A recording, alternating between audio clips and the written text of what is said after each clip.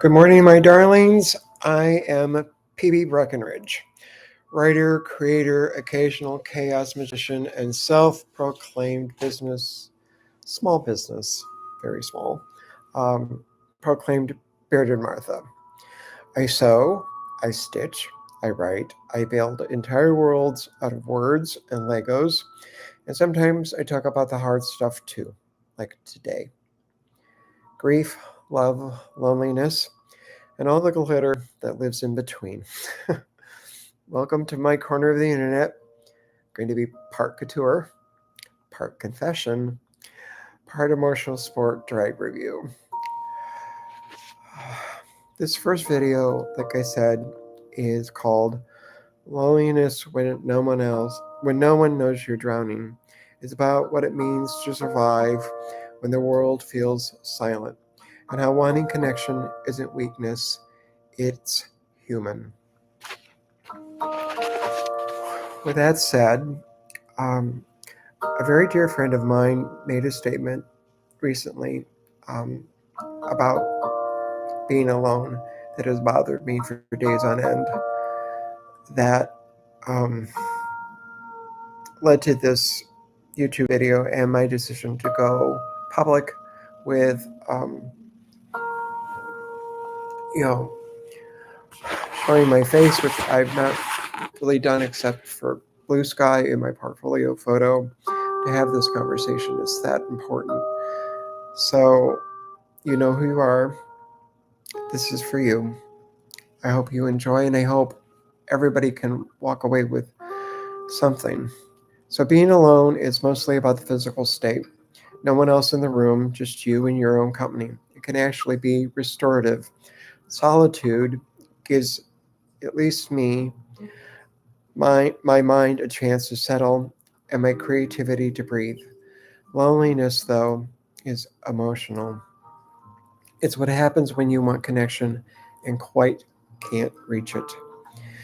When there's a gap between the closeness you crave and what you actually feel.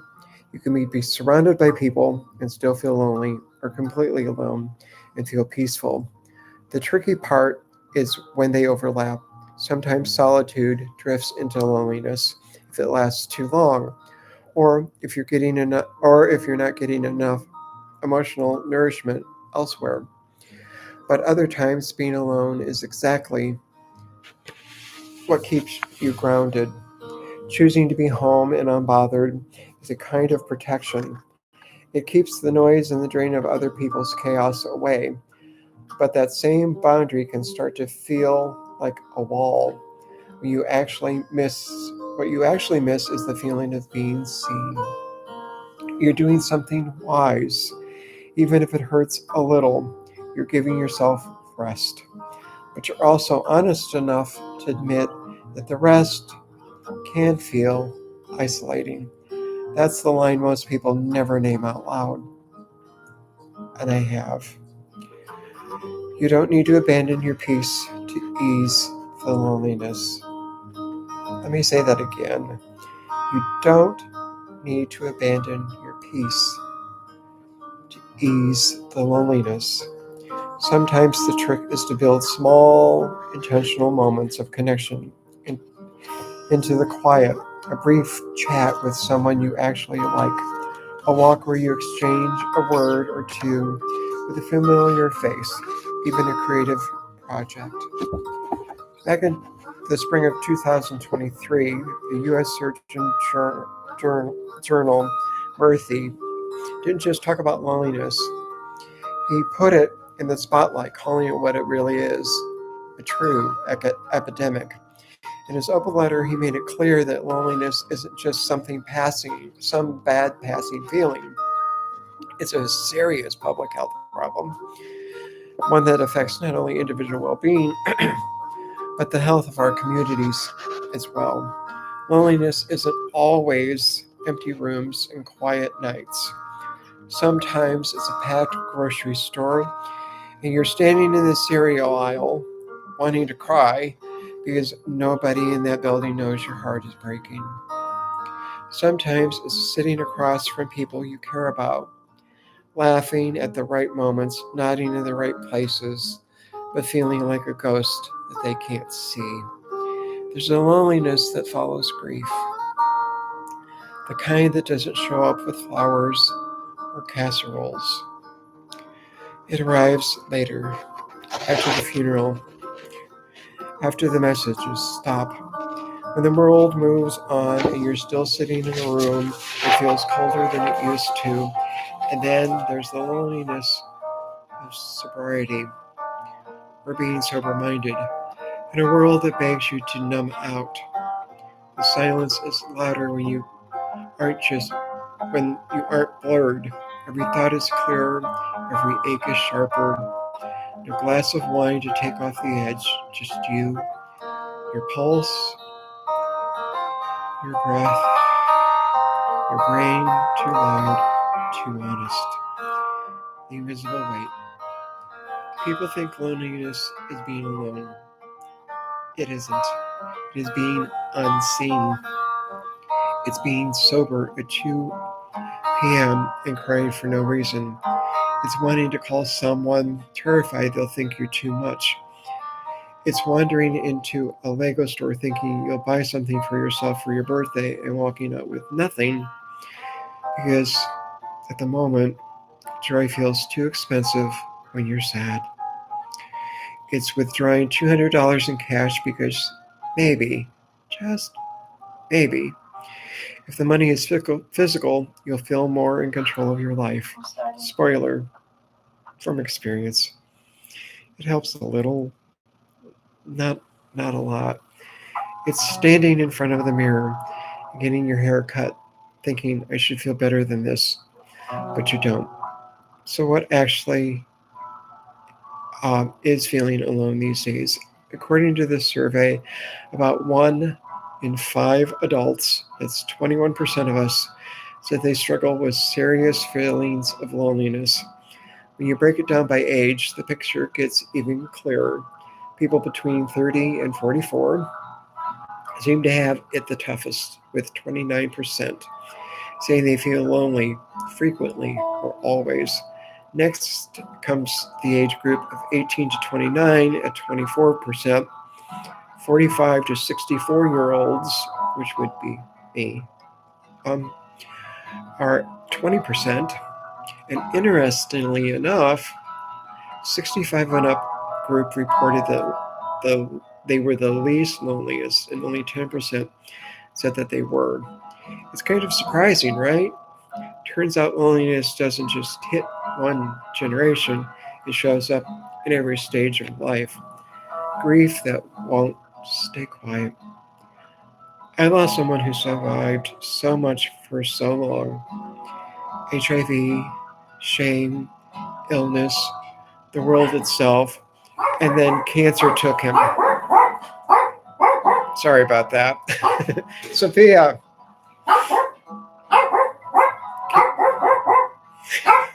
I'm really sorry.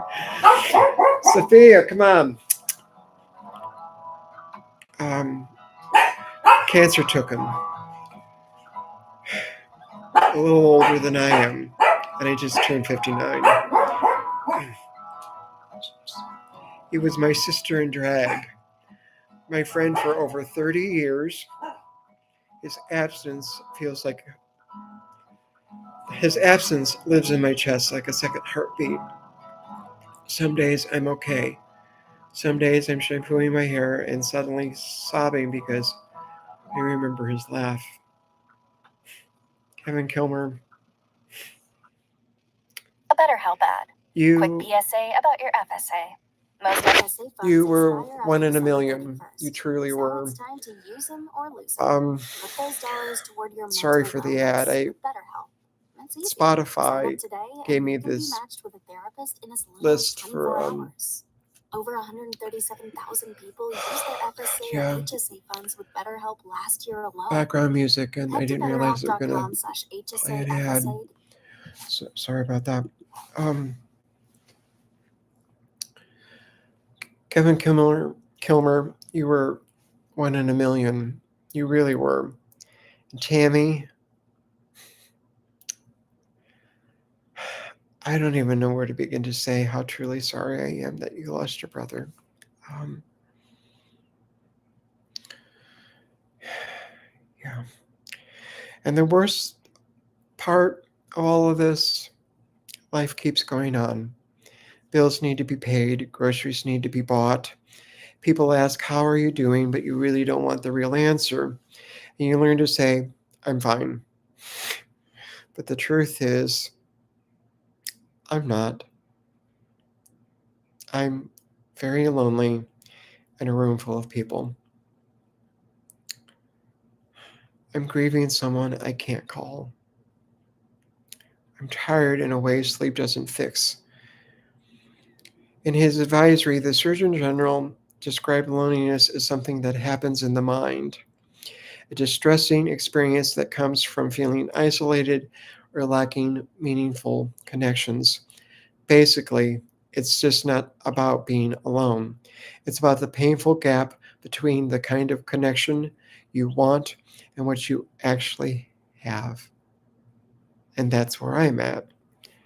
Um, because I don't have exactly what I want.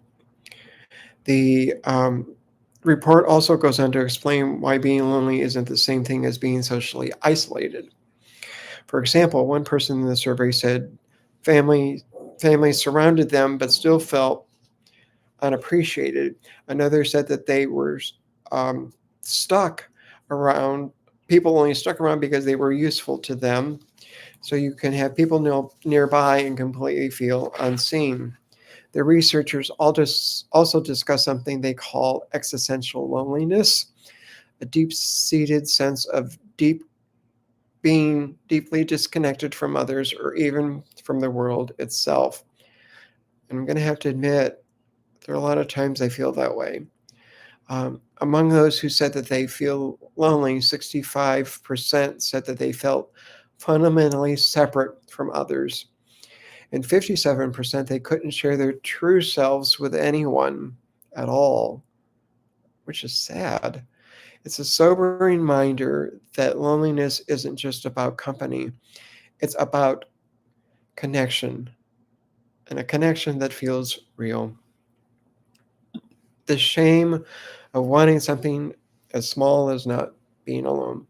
Here's something I haven't said out loud.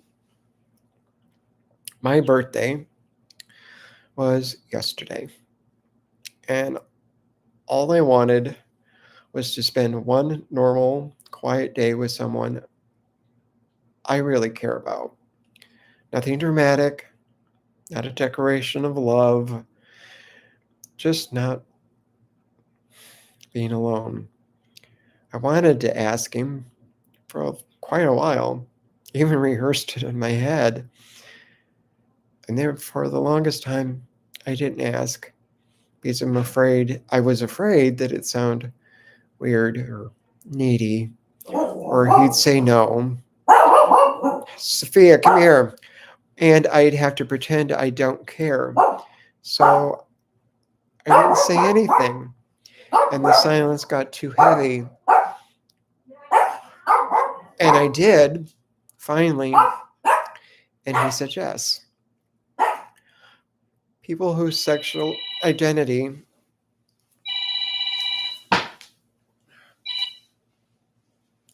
people's sexual identity, orientation, or behavior falls outside when people's sexual identity, sorry about that, orientation or behavior falls outside the traditional heterosexual norm, often referred to as sexual minorities, we, and I'm saying we because I'm part of that um, we experience higher levels of loneliness and emotional distress than our heterosexual peers. In fact, sexual minority reports have shown that 35% higher loneliness scores on the average amongst LGBTQIA plus people versus heterosexuals.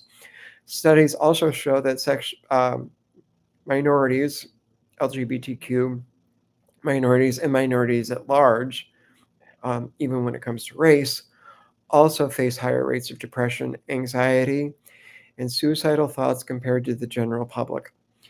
It's a tough reality that reflects how stigma, exclusion, and a lack of genuine acceptance can deeply affect mental health and connection.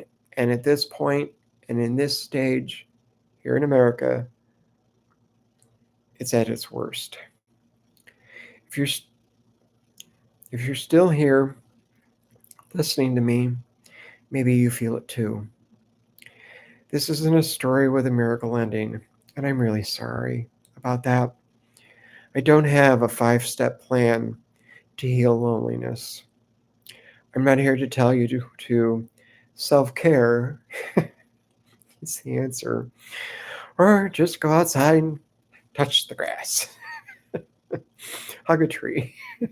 Which never made any sense to me, but what the hell? I'm just here to tell the truth. Grief is lonely. Sobriety, literal or emotional, is lonely. Being alive most days, sadly, is lonely. And wanting love doesn't make you weak. It makes you human. For some people, sex offered a brief sense of closeness and satisfaction, but it often didn't meet their deeper need for emotional connection. Many participants talked about using local based apps like Grindr, which now boasts over 10 million users over 192 countries. The research on these apps, however, is mixed. Some studies suggest that using them make people feel more isolated and less connected to a real community, while others argue they can help foster meaningful interactions and even reduce loneliness. However, in this group, nearly everyone described their experiences with the apps in a negative light. Most said that instead of helping, the apps made their loneliness worse. On top of that, the risk of homophobic harassment and attacks coordinated through these platforms add another painful layer, turning what should be a space for connection into something far more complicated and unsafe. What I'm learning. Maybe healing doesn't start with being happy.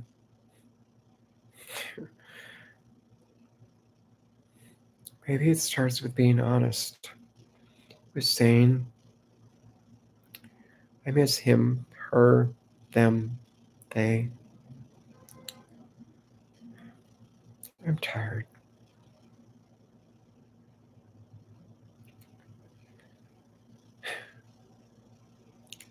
I wanted someone to sit by me on my birthday, and thankfully I got it. I'm lonely. God, am I lonely? But I'm still here. Sometimes that's what survival looks like.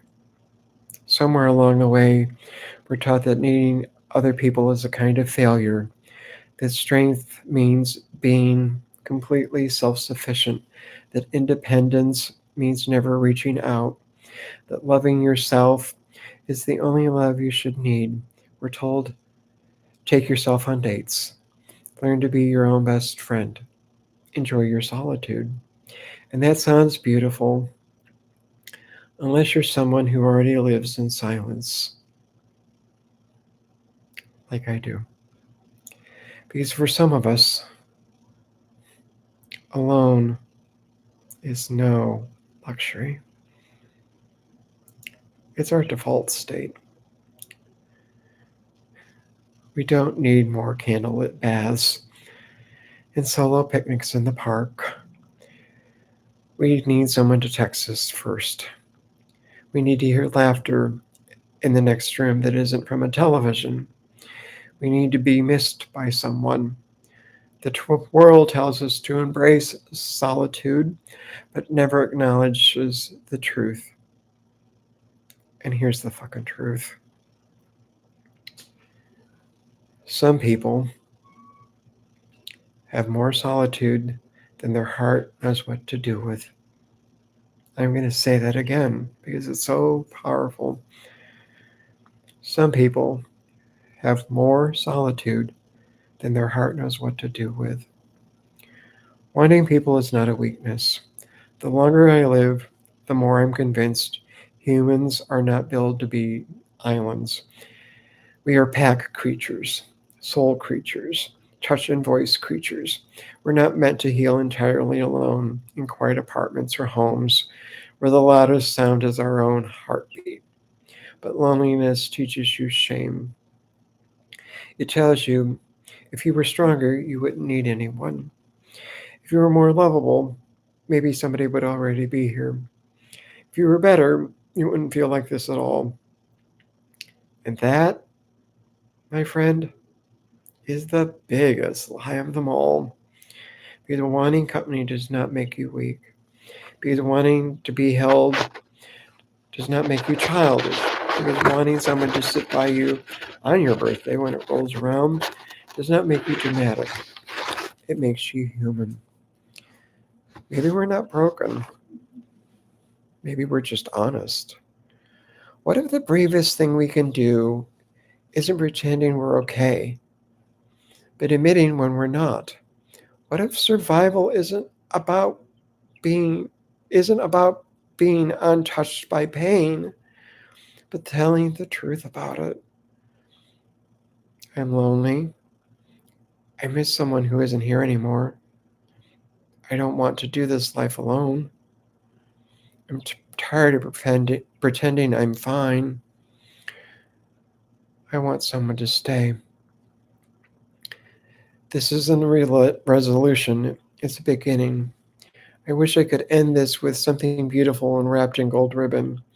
I wish I could tell you I've figured it out at last. That I stopped crying randomly, that I stopped missing the people I've lost. I can't. Because I'm still in it.